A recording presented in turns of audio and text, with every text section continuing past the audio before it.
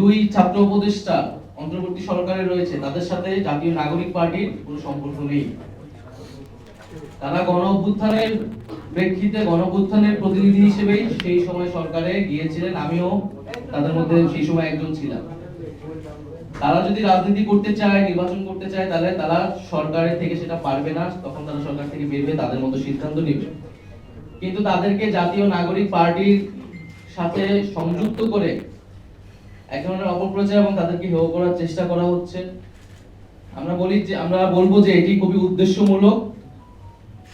গণ অভ্যুত্থানের প্রতিনিধি আকারে তারা গিয়েছে, আমাদের শহীদ পরিবার এবং আহতদের পুনর্বাসন, বিচার, সংস্কার, এই গণ অভ্যুত্থানের আকাঙ্ক্ষাগুলো তদারকি করার জন্যই তারা গিয়েছিল।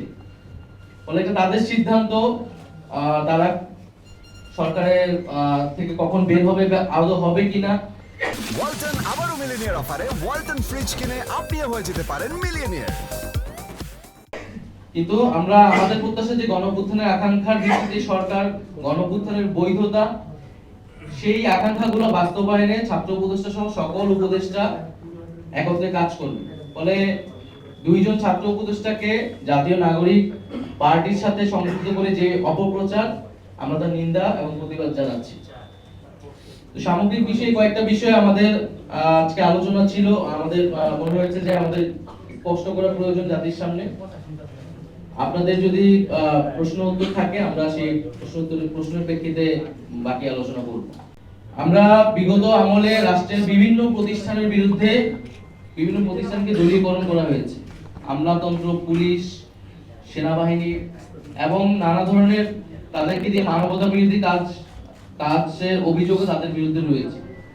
ফলে প্রত্যেকটা প্রতিষ্ঠানই এই সময়টা এসে একটা বিচারের মধ্য দিয়ে যারা অভিযুক্ত তাদেরকে শায়েস্তা করবে এবং প্রতিষ্ঠানগুলোকে রাষ্ট্রীয় জনগণের প্রতিষ্ঠান হিসেবে পুনঃপ্রতিষ্ঠা করবে, এটাই আমাদের প্রত্যাশা।